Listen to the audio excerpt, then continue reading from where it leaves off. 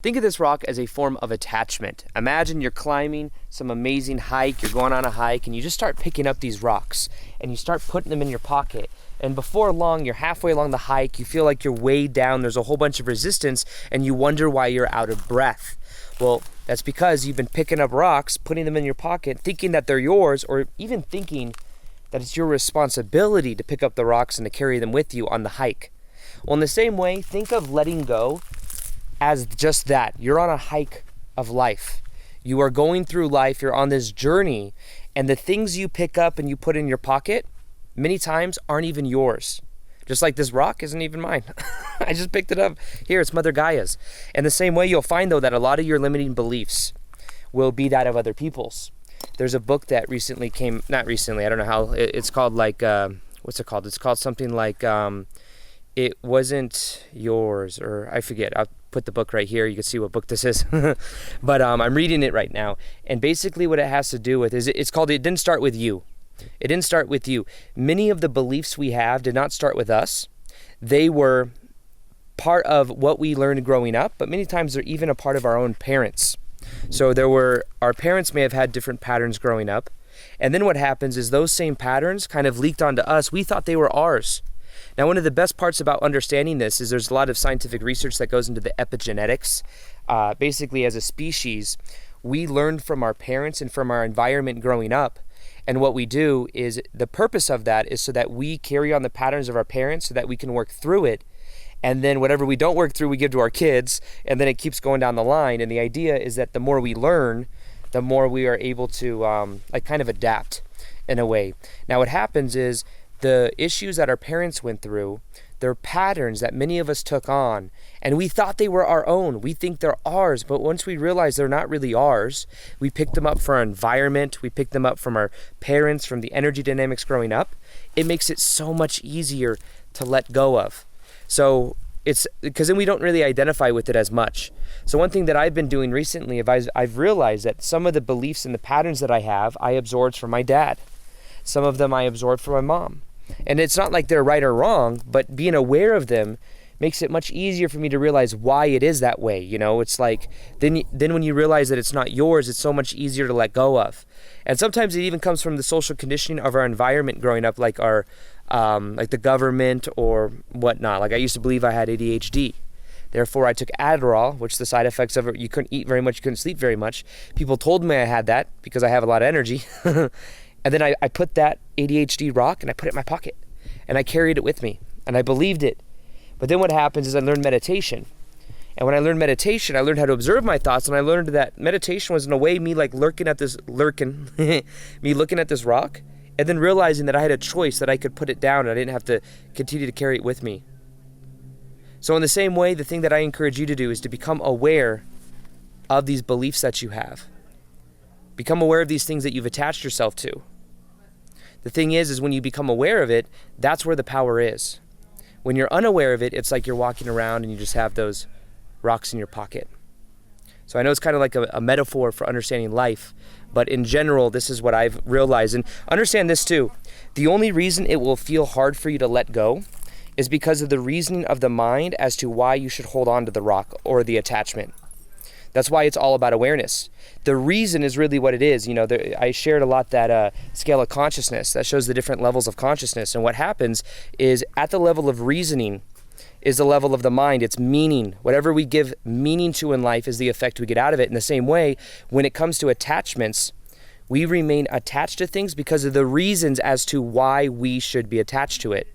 We have a meaning. And sometimes the thing is this meaning that remains on autopilot, we're not aware of what that meaning is. Maybe the meaning is that if we remain attached to our painful past, then what happens is it makes us justify why we went through what we did. You see, that's where it comes. There's a payoff there. Even if the payoff makes you angry, there's a payoff there, and there's a reason you're doing it. So one thing that I've been doing lately is letting go of reasons, letting go and becoming aware of meaning. I gave the meaning that I have a lot of energy. They call this ADHD.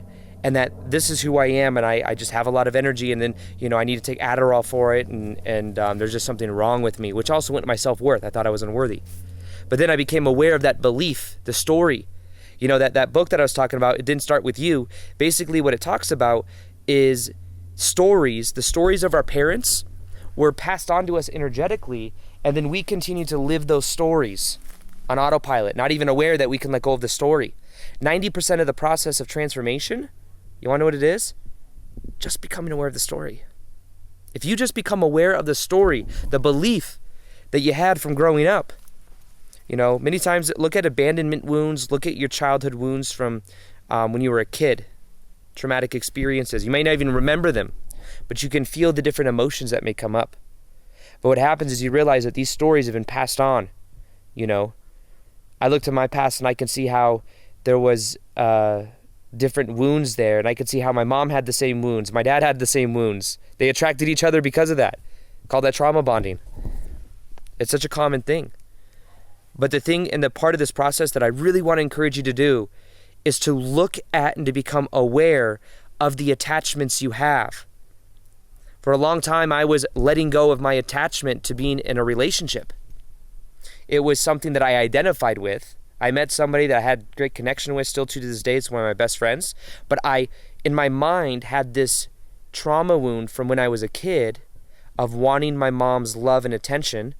And then what happened is I attracted women into my life where I would always try to get that love, validation, and attention.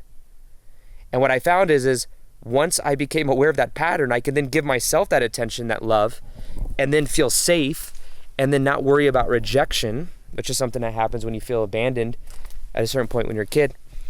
And that completely changed my energy. I realized that wasn't really the source. The source was within me. I abandoned myself. And I'd abandoned myself by becoming fitting into other people's frame. So one of the biggest transformations I've had this year is letting go of being in other people's frame, being in my own frame, being much more grounded and inside my body, and not being afraid to go into, this has been huge, not being afraid to go into tension and to do what I want to do. This has been key, not just for polarity, not just for energy, but it helps me to really be happy, to fill up my own cup. But all that comes from letting go of the painful past, letting go of ADHD, letting go of a 9-to-5 job that brought me security before I went full-time on YouTube. Why? The reasons to why that was hard to let go of is because I justified it with, I need to have this, and this is what gives me money to pay my bills and all that stuff. And what will people think when I start making content like this on YouTube and stuff? But you have to have a vision as well. Have a vision, because then you also have a reason to why you should let go of those attachments. So really, it's about the vision, the commitment to that vision, and letting go of attachments by realizing those attachments aren't really you anyways. They're literally like rocks that you pick up, you put in your pocket, you identify with, you think they're yours, and then what happens is you carry them with you everywhere you go. You're on a long hike and you wonder why you feel resistance, where the resistance is because those rocks are in your pocket. You're carrying them around, you don't need to, but you think you do, and you have reasons to why you should. This rock belonged to my dad. This rock belonged to my mom. This rock over here I had in 7th grade. This rock explains why I went through everything I went through when I was a kid. And then we put those rocks in our pocket. It's all this resistance and we don't know why. The key is letting go of those reasons. Would you rather be right? Would you rather be right? Yeah, you got that rock from your dad or your mom. Yeah, you're right. You got that when you were a kid. It justifies your childhood. You're right. But are you willing or are you desiring to be right at the expense of your own happiness? You see? You can be happy or you can be right. You're right. That rock came from mama. That rock came from dada. You're right. But you can let it go. You don't have to carry it with you everywhere you go. And that's what the key to really raising your frequency is, raising your vibration is. It's letting go. Letting go and being free and aligning. When you let go of caring what people think, when you let go of validation, when you let go of attachments, you become free.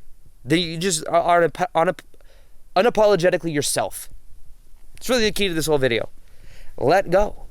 Let go. Get these rocks, pick them up. It might be fun to pick up some attachments, but eventually you're gonna have to let them go. And you could set them down gently, like that. You don't have to throw them down and it doesn't have to be so. You just to make the choice to let them go because you want to be free. When you let go of these rocks, you literally become free. And when you become free, you can then be me. I mean, you can't be me, but you can be you. Okay? And that really is the key to this whole entire process. And it's one of the most powerful things. Now, a lot of this is based, honestly, in childhood wounds. I made a meditation where what we did is we energetically went to Hawaii, Can you say that 5 times? Kauai, Hawaii, what we do is we tap into our own inner child and we heal our own inner child. This is the exact meditation I did to heal my own attachment style, which I don't know if you know about that. This is what I did to heal the abandonment wounds, all these wounds from childhood that really just changed my life, allowed me to be more in my frame, removed blocks. I feel more free to be me and authentic.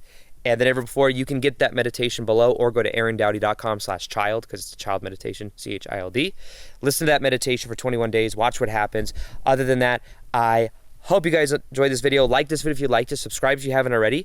Like this video if you want more videos where I'm outside in nature. I just recently moved to Sedona, and this is like the environment I'm in. I'm really close to my house right now, so I could do videos like this all the time that are more intuitional like this. Let me know, like it below if so, and comment. And on that, I'll talk to you guys in the next vid. Peace, much love, and namaste.